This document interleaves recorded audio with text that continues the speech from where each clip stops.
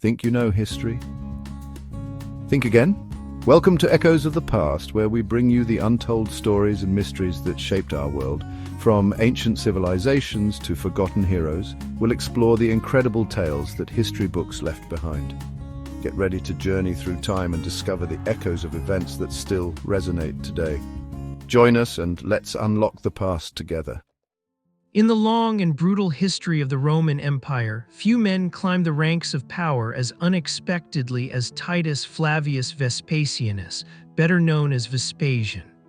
Unlike the noble-born rulers of the Julio-Claudian dynasty, he came from modest origins, a man whose path to the throne was paved with war, hardship, and sheer determination.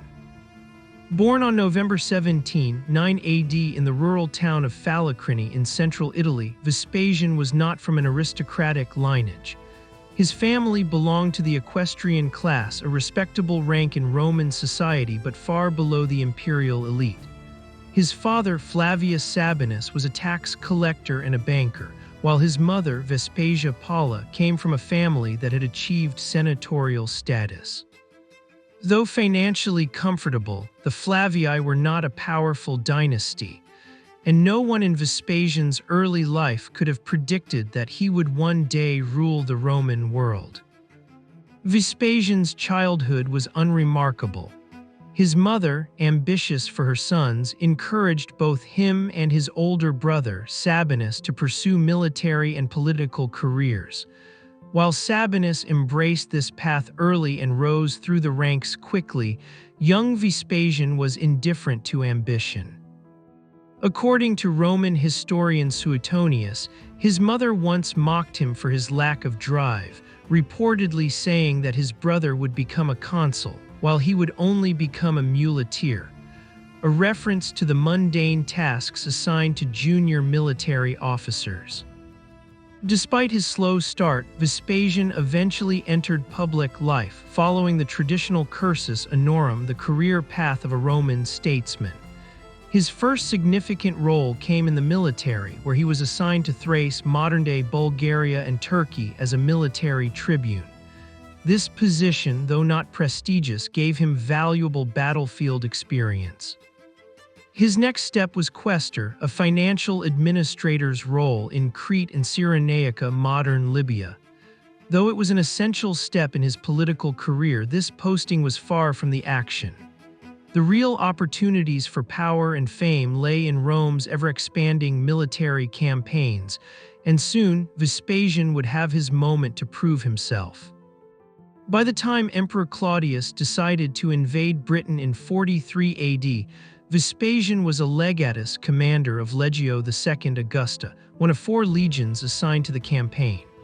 Though the Roman Empire had already conquered vast swathes of land across Europe, North Africa, and the Middle East, Britain remained an unconquered frontier, a land of hostile tribes, dense forests, and unpredictable weather. Vespasian quickly distinguished himself in battle. He led his legion in 30 battles across southern Britain, storming fortified enemy positions, subduing local tribes, and capturing key strategic locations. One of his most significant victories was against the Durotriges, a fierce British tribe whose hillforts posed a serious obstacle to Roman expansion. Under Vespasian's command, the Romans captured hillfort after hillfort, securing control over much of what is now southern England. His performance in the campaign earned him the respect of Emperor Claudius and his chief commander, Aulus Plautius. As a reward for his success, Vespasian was granted a series of high-ranking positions, solidifying his reputation as a capable and reliable military leader. Despite his victories in Britain, Vespasian did not immediately rise to greater power. In the years that followed, he took on various administrative and political roles, serving as a consul in 51 AD. However, when Nero ascended the throne in 54 AD, Vespasian's career stalled. Nero, a man of extravagance, paranoia, and artistic obsession, had little interest in competent generals like Vespasian. The new emperor surrounded himself with poets, actors, and sycophants, leaving military leaders on the sidelines. For years, Vespasian faded into obscurity, governing the province of Africa, modern Tunisia and Algeria, in a role that was more bureaucratic than military. He was not corrupt, but he struggled financially. One story claims that he was so poor that he had to mortgage his property just to pay his expenses. During this time, Vespasian avoided the treacherous world of Roman court politics. Many senators and generals who displeased Nero were executed or forced to commit suicide, but Vespasian managed to keep a low profile. It seemed as if his career had reached its peak until fate intervened. In 66 AD, a massive rebellion erupted in the province of Judea. Years of heavy taxation, religious tensions, and Roman misrule had pushed the Jewish population to the brink, and open warfare broke out against Rome's local forces. The Jews seized Jerusalem, massacred Roman garrisons, and declared independence from the empire. Nero, increasingly detached from reality, realized that the situation required a capable and ruthless commander. His advisors, knowing that Vespasian had proven himself in Britain, urged the emperor to recall him from retirement and send him to crush the revolt. At the age of 57, Vespasian once again found himself on the battlefield. He was given command of 3 legions, nearly 60,000 men, and tasked with retaking Judea. Arriving in the region in 67 AD, he wasted no time. He knew that fighting a direct war against an enemy entrenched in fortified cities would be costly, so he used a calculated strategy of siege warfare. He moved methodically from city to city, cutting off supply lines and starving enemy strongholds into submission. The towns of Galilee fell quickly, and by 68 AD he was preparing to march on Jerusalem itself. But just as he was on the verge of total victory, disaster struck. Emperor Nero was dead. Nero's death in June 68 AD threw the Roman world into chaos. With no heir, the empire plunged into civil war.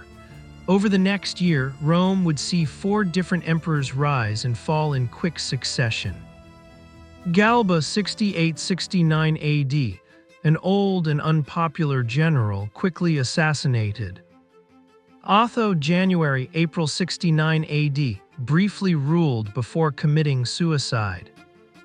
Vitellius April-December 69 AD, a brutal, gluttonous leader detested by many. Vespasian, declared emperor in July, seized Rome in December 69 AD. While Rome was consumed by infighting, Vespasian saw his opportunity.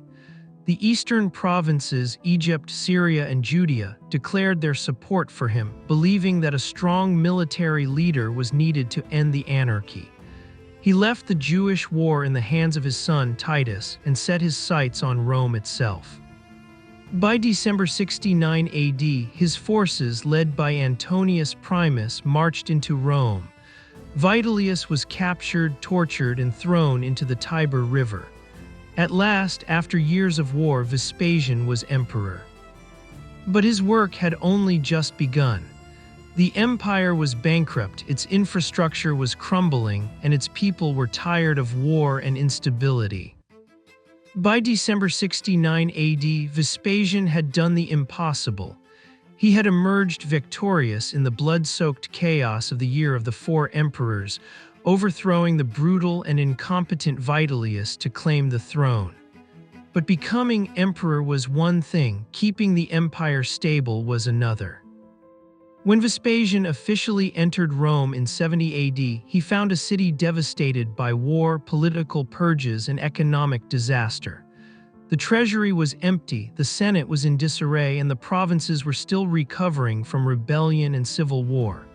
Unlike his predecessors who had ruled with extravagance or terror, Vespasian would have to take a different approach: discipline, practicality, and reconstruction. Vespasian was a stark contrast to the emperors before him. He was no artist like Nero, no aristocrat like Galba, and no reckless hedonist like Vitellius. He was a battle-hardened general, a man of the provinces who understood war, hardship, and logistics. His rise to power had not been destined by birth, but earned through sheer will and military success.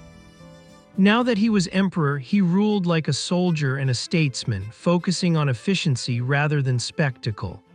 While past emperors had drained Rome's coffers on games, palaces, and personal luxuries, Vespasian had no interest in extravagance. Instead, he would rebuild the empire piece by piece, brick by brick. Financial reforms: the empire was broke. The first problem Vespasian faced was the empty treasury. Nero had spent enormous sums on his palaces, theatrical performances, and absurdly grandiose projects like the Golden House Domus Aurea, a palace so massive that it contained artificial lakes, fields, and a colossal golden statue of himself. The civil wars that followed had only made things worse. Vespasian needed money and fast. His solution: tax everything. Vespasian was ruthless in his financial policies. He increased taxes across the empire, including in Rome and the provinces, revived old taxes that had been ignored, such as inheritance taxes and business levies, created new taxes, including a tax on public urinals, leading to the famous phrase pecunia non olet, money does not stink, which he reportedly said when his son Titus questioned the idea of taxing urine collection. His tax policies were harsh, but they worked. Within a few years, the empire was financially stable again, and Vespasian could turn his attention to rebuilding Rome.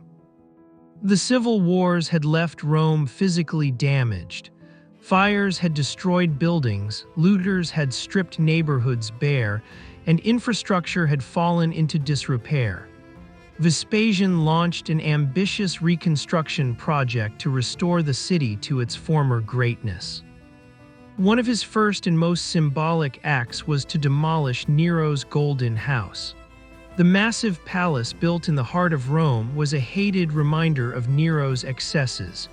Instead of using it for himself, Vespasian did something revolutionary. He returned the land to the people. In place of Nero's pleasure palace, he ordered the construction of a grand amphitheater that would host gladiator games, public spectacles, and grand celebrations, a gift to the Roman people. This structure would later become known as the Colosseum. Vespasian's decision to build the Flavian Amphitheater Colosseum was not just about entertainment, it was a political move. Rome had suffered under the rule of selfish, decadent emperors, and Vespasian wanted to show that he was different. Instead of a palace for himself, he built a monument for the people. Instead of hoarding wealth, he invested in public works. Instead of Nero's extravagance, he restored Roman discipline and strength. The Colosseum was a marvel of engineering. It was the largest amphitheater ever built, capable of holding 50,000 spectators. It featured underground tunnels and chambers where gladiators and animals were kept before battles, a retractable awning system, the velarium, to protect spectators from the sun, elaborate trapdoors and pulleys to create dramatic entrances for combatants, the ability to flood the arena for mock naval battles. Though Vespasian would not live to see its completion, his son Titus finished the Colosseum in 80 AD, and it became one of the most enduring symbols of Roman power. The Roman army strengthening the legions. As a former general, Vespasian knew that Rome's strength depended on its army. To secure loyalty after the chaos of the civil wars, he reduced the number of legions, ensuring that only the most disciplined and experienced soldiers remained. Promoted men from the provinces, breaking the monopoly that Rome's aristocrats had over high-ranking positions. He cracked down on corruption, punishing officers who abused their power. Secured the frontiers, reinforcing Roman control over Britain, Germany, and the Danube region. Vespasian's reforms ensured that the Roman army remained the most powerful force in the world for decades to come. One of Vespasian's most radical changes was his attitude toward the Roman elite. For centuries, the Senate had been dominated by old aristocratic families from Rome itself. These men looked down on anyone from the provinces, believing that only pure Romans should hold power.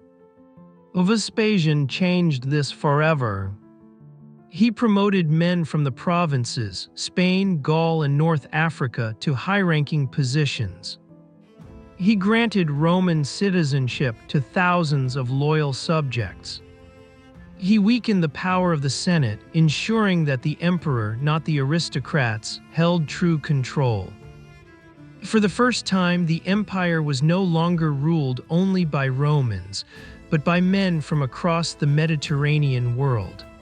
This shift would define the empire for the next 2 centuries. Vespasian was a strict but fair ruler. He did not tolerate rebellion, but he was also not a bloodthirsty tyrant. He crushed revolts in Egypt, Gaul, and the Danube, ensuring stability. He did not carry out mass purges, unlike many previous emperors. He restored order in the Senate, removing corrupt officials without resorting to mass executions. His rule was a return to stability, a stark contrast to the chaos of Nero's reign. By the mid-70s AD, Vespasian had done what few before him could claim. He had rebuilt Rome's finances, strengthened its military, and secured his rule. Now his focus turned to his legacy. For the first time since Augustus, an emperor had clear successors, his sons Titus and Domitian. Unlike the Julio-Claudians, who had been plagued by assassinations and succession crises, Vespasian had secured a dynasty. But his reign was not yet over.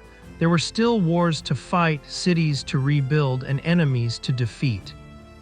By the mid-70s AD, Vespasian had done what seemed impossible. He had restored order to a broken empire. The treasury was being refilled, Rome was being rebuilt, and the legions had been reorganized into a formidable force once again. But his work was far from over. The biggest challenge of his reign, one that had begun years before he even took the throne, was the Jewish revolt in Judea, a war that had already lasted for years and threatened Rome's prestige. His eldest son Titus was still in the region, leading a brutal campaign to crush the last Jewish resistance. Meanwhile, Vespasian had to ensure that his newfound power remained secure. When Vespasian was first sent to Judea in 67 AD, he had been tasked with ending one of the bloodiest rebellions the empire had faced. The Jews had risen up against Roman rule in 66 AD, seizing Jerusalem and defeating Roman forces in shocking victories. For 2 years, Vespasian had slowly and methodically reconquered the region, crushing city after city. But just as he prepared for the final siege of Jerusalem, news arrived that changed everything. Nero was dead and the empire was in civil war. Leaving the war in the hands of his son Titus, Vespasian focused on winning the throne. Now in 70 AD, with Vespasian ruling in Rome, the final phase of the war would come to an explosive and tragic end. Under Titus' command, 4 Roman legions, nearly 60,000 troops marched on Jerusalem, a city filled with internal strife and desperate defenders. The Jewish rebels were divided, fighting among themselves even as the Romans approached. The city was fortified with 3 layers of walls, making it an extremely difficult target. Starvation set in as Titus blockaded the city, cutting off all supplies. For months, the Roman legions pounded the walls with siege engines, slowly breaking through layer by layer. The defenders fought fiercely, refusing to surrender. Eventually, the Romans stormed the city, leading to one of the most devastating massacres in Roman history. The destruction of Jerusalem and the Second Temple was the defining moment of the war. The temple was set on fire, despite orders from Titus to preserve it. Many suspect his soldiers ignored him in the chaos. Hundreds of thousands were slaughtered, and tens of thousands were enslaved. The city was razed to the ground, with only a few structures left standing. The Jewish resistance continued in isolated fortresses, but the war was effectively over. One last stronghold, Masada, held out until 73 AD, where its defenders famously committed mass suicide rather than surrender. With the war over, Titus returned to Rome, bringing treasures from the temple as war trophies. These spoils funded the construction of the Colosseum, and Titus would later be honored with the Arch of Titus, which still stands in Rome today. The war had solidified Rome's dominance, but it also marked one of the greatest tragedies in Jewish history, leading to centuries of diaspora. While Titus was winning glory on the battlefield, Vespasian was focused on governing Rome. He ruled with a mix of pragmatism and discipline, focusing on efficiency rather than cruelty. He restored the Senate's role but kept real power for himself. Unlike emperors before him, Vespasian did not terrorize the Senate. He allowed them to debate and govern minor matters, while keeping absolute control over the empire's key decisions. He purged corrupt and incompetent senators, ensuring that only capable men remained. This balance kept the Senate loyal while ensuring that Vespasian remained the true ruler. He rewarded loyalty but punished treachery. Supporters who had backed him in the year of the four emperors were granted high positions. Those who had opposed him were removed quietly rather than brutally executed. Unlike previous emperors, he did not purge entire families. He was harsh but measured. He revived public morale. Vespasian knew the Roman people needed to be won over. He organized public games, funded with money from his new taxes and war spoils. He personally interacted with citizens, earning a reputation as a humble but firm leader. Unlike Nero and Vitellius, who had bankrupted Rome with excess, Vespasian knew when to spend and when to save. By 77 AD, Vespasian was nearing 70 years old, an impressive age in the ancient world. Despite his success, he never let go of his work ethic. Even as he aged, he personally handled state affairs, avoiding excessive delegation. He continued investing in public works, ensuring that Rome remained strong. He maintained a firm grip on power, never allowing the empire to slide into chaos again. But in 79 AD, Vespasian's health began to fail. Even then, he refused to act weak. According to legend, he joked about his own death, saying, "Dear me, I must be turning into a god," mocking the tradition of deifying emperors. He insisted on standing up when he felt death approaching, saying, "An emperor should die on his feet." He died peacefully after a reign of nearly 10 years, leaving Rome stronger than he had found it. Vespasian's reign marked a turning point in Roman history. The chaos of Nero and the year of the four emperors was over. A new era of stability and strength had begun. His son Titus would inherit the empire and face his own great challenges, most notably the eruption of Mount Vesuvius and the destruction of Pompeii. But that is a story for another time. Vespasian, the soldier turned emperor, had done what Rome needed most. He had rebuilt an empire. After Vespasian's death in 79 AD, his son Titus became emperor. This was the first peaceful transfer of power in decades, proving that Vespasian had restored stability to Rome. Titus ruled from 79 to 81 AD and was known as a kind and generous ruler. However, his short reign was marked by disasters. In 79 AD, Mount Vesuvius erupted, destroying Pompeii and Herculaneum. In 80 AD, a massive fire and a plague struck Rome. Despite these challenges, Titus was loved by the people. However, he died suddenly in 81 AD, leading to rumors that his younger brother Domitian had him killed. Domitian ruled from 81 to 96 AD. Unlike his father and brother, he became a strict and authoritarian ruler, centralizing power and harshly punishing his enemies. Although he was an efficient administrator, he grew increasingly paranoid and ruthless. Eventually, he was assassinated in 96 AD, ending the Flavian dynasty. Although the dynasty lasted only 27 years, Vespasian's reforms and leadership helped strengthen Rome, paving the way for the empire's success in the 2nd century AD.